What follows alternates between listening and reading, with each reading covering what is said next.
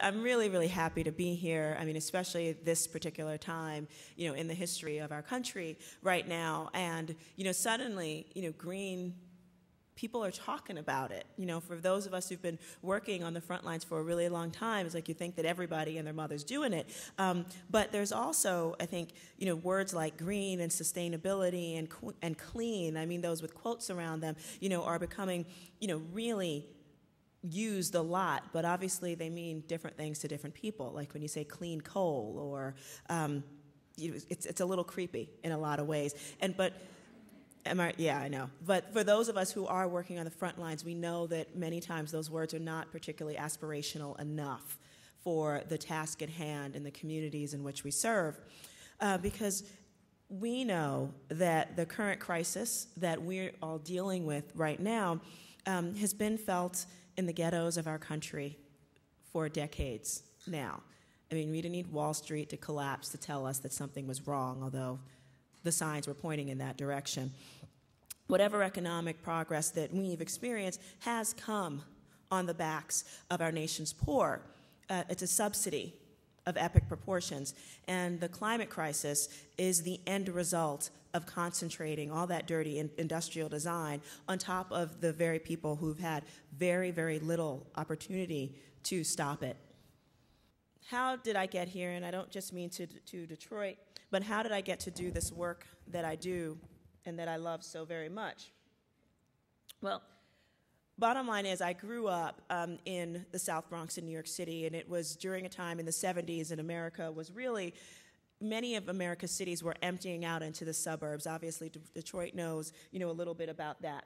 When I was born, my neighborhood was the epitome of urban blight. Like I would see my neighborhood nightly, on the news as a place where only pimps and pushers and prostitutes were. And it was very different from the kind of dream that my parents had moved into, what they thought was the American dream when they moved there in the late 1940s. Back then, it was a mostly white working class community. Actually, it was called a walk to work community because there was a residential core, and around the waterfront, there were a lot of light manufacturing industries where people would literally walk to work and then walk home for lunch or stuff like that.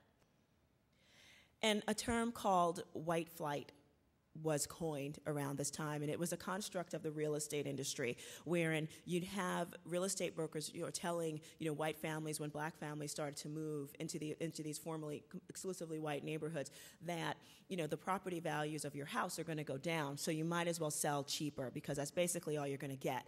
And then they would sell the homes to the black families for sometimes much more than they were actually worth. And sort of sound familiar? And then. So then what did that lead to? It led to this like crazy, fluctuation and devaluation of real estate, which means nothing good for anybody, obviously not the economy. You add to that, that was also a period of time when the highways became king, literally. And every state was all about, like, how do you build highways, not so much for the efficient, and healthy transport of people, but how do you make it easier for cars as people didn't move within them. But the highway baron, in my part of the country in New York State was a guy named Robert Moses.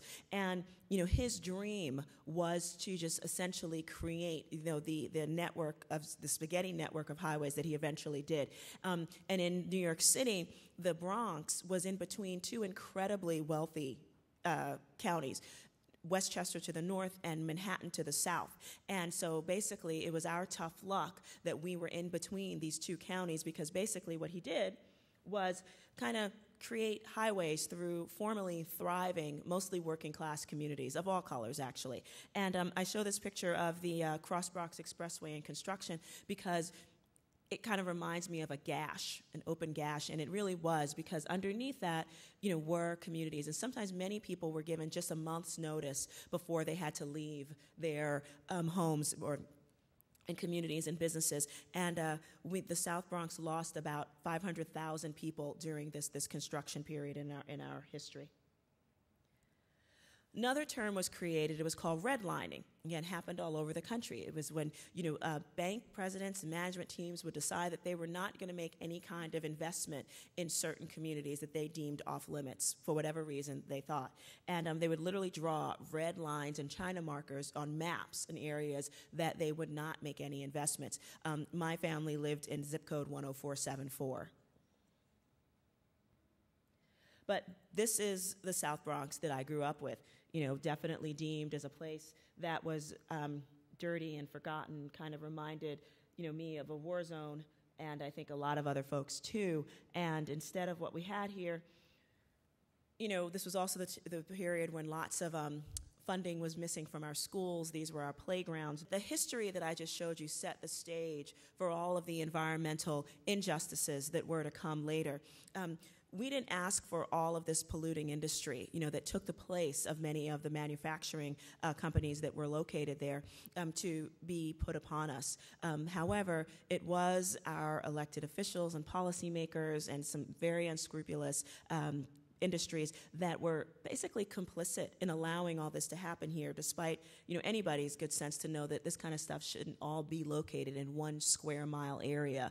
But it is our dirty energy economy that was subsidized and is taking advantage of all of the problems that social justice organizations, in many cases even government services, are actually trying to address. The dirty energy economy has a profit based on inequality, manifested in regional sacrifice zones like this. Those same regional sacrifice zones are also the point sources for the greenhouse gases that everybody, mostly, says that we need to curb right now.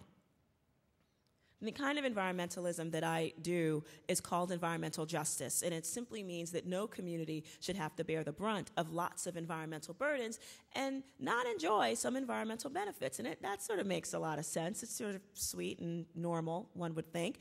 But right now, race and class will tell you exactly where you're going to find the good stuff like parks and trees and where you're going to find the bad stuff like waste facilities and power plants. People definitely can see some of the health impacts. I mean, in my neighborhood, the communities like it, you've got excruciatingly high asthma rates. 1 out of 4 of our children has asthma and conditions or suffer from it. We got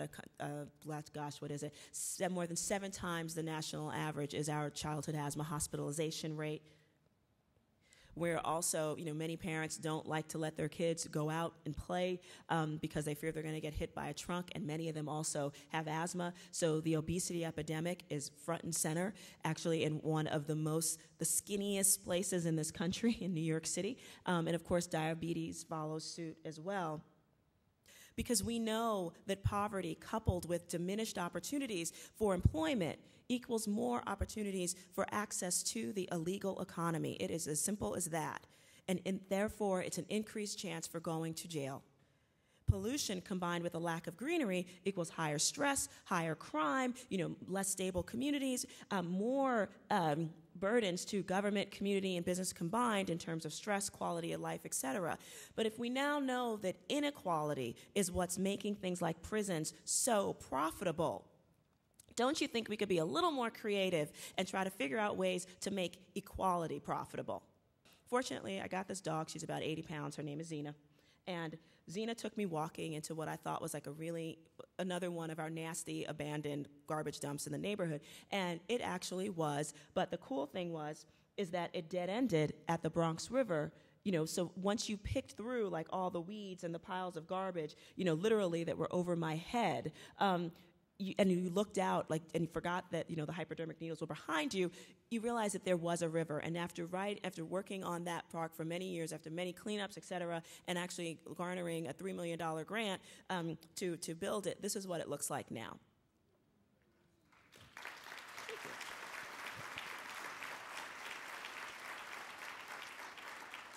And it's become this really beautiful, just gorgeous, I think, very necessary part of the community. And it's kind of like it's always been there, although it really wasn't, clearly. But I actually also got married there a couple years ago as well.